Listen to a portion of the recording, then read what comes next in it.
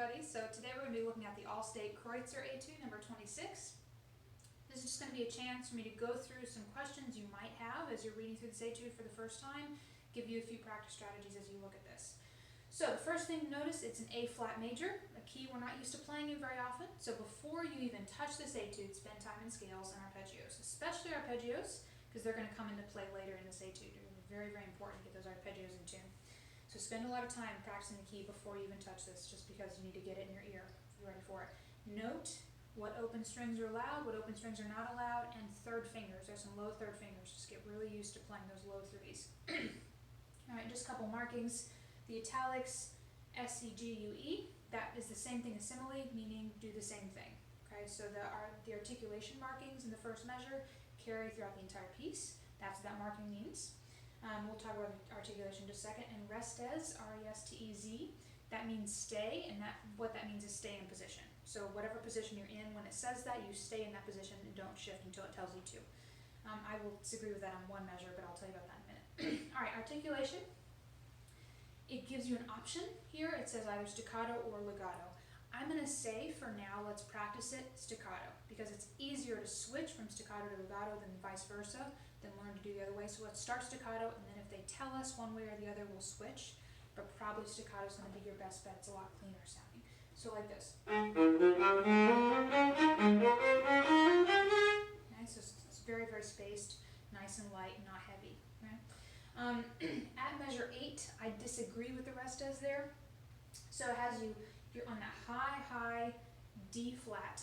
You're on fourth finger. I would shift down on the G to second finger. So 4, 3, 2, 1, 2, 1, 4, 3. I would not do it 4, 3, 2, 1, and then on the next string 4, because it's going to be awkward when you get to the C. So I would actually shift down. I would ignore the marking there, but you can follow it if you want. That's up to you. One thing to remember: mark easy to miss flats. There's a lot of them in this piece. As I went through this, I missed a lot of notes, so as soon as I missed one, I just marked it so I wouldn't miss it again. There's a lot of flats you're going to forget. There's some places where the natural carries through the bar that's easy to forget about. Just mark them so you don't have to think too hard as you play this piece. For example, measure 13, beat 2, last note is a B flat, and it's going to be easy to miss because you've played a whole bunch of naturals before it, so just mark that B flat.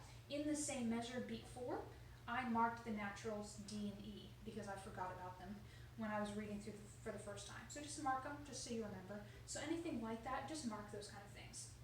All right, measure 20, and like measures, arpeggios. There's a lot of arpeggios in this piece. It is very easy to play these arpeggios out of tune, and it's also very easy as a judge to know when they're being played out of tune, because we all know what an arpeggio is supposed to sound like. So practice very slowly with a tuner. Don't just go up by ear. Practice with a tuner until you really can hear it very, very well. Going on, measure 21 is you stay in position. You do not shift down to that G. So that G is a fourth finger on the G string. Okay, so fourth finger on the G string.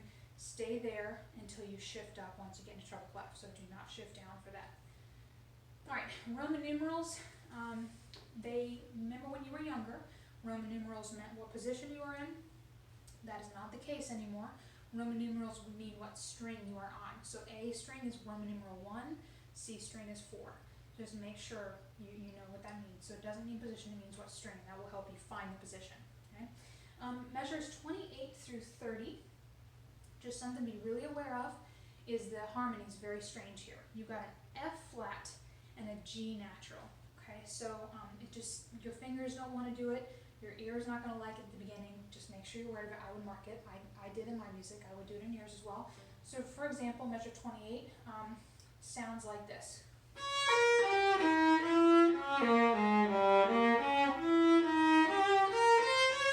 Okay, so it's got that low F, E natural, right? F flat, and G natural. So just be aware of that. I would mark them because it's just very easy to miss them, and you want to get those right. Okay. An errata that's not marked, but I think it's an errata, is measure 31. Is beat 3, first note is a G, and it's not marked as anything, so technically it would be a G natural. However, if you play it like that, it sounds like this. And I think that's really wrong. It doesn't make any sense for this piece. I am 95% sure it's supposed to be a G flat. So